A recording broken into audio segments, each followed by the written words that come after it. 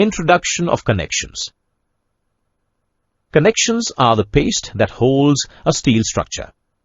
Most major structural disappointments have been because of some manifestation of association disappointment. Connections are the devices which are utilized to join components of a structure together at a point such that it can be exchanged between them securely. Connections depend on type of loading, strength and stiffness, economy, difficulty or ease of erection.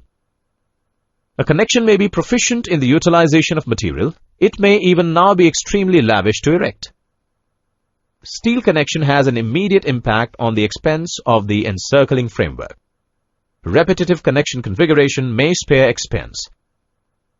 Most connections have the joining material, plates, points, joined to one part in the creation shop and to alternate parts in the FI. End plate connections are always shop welded. If the supporting brace and a backed pillar have the same profundity, the underpinned bar must be twofold adapted.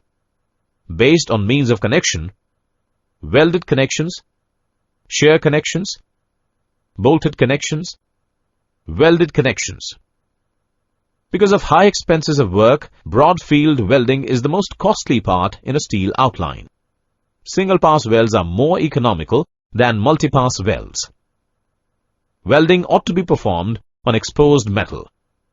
Shop welding is favored over field welding. The weld material should have a higher strength than the pieces being associated. The quality of a fillet weld is specifically relative to the weld's throat measurement. The limit of a weld relies upon the weld's throat measurement and its len. Bolted connections. Bolts in a slip discriminating association act like clasps, holding the employees of the material together. Bolting is the favored strategy for joining parts on the site. On the off chance that pressure disappointment happens, it normally happens at the strung area. Staggered bolt format permits simpler access for tightening with a pneumatic wrench when a connection is all bolted. Bearing type connections may have threads included type N or excluded type X from the shear plane S. Loading along the length of the bolt puts the bolt in axial tension. Shear connections. Single plate connections are the most practical.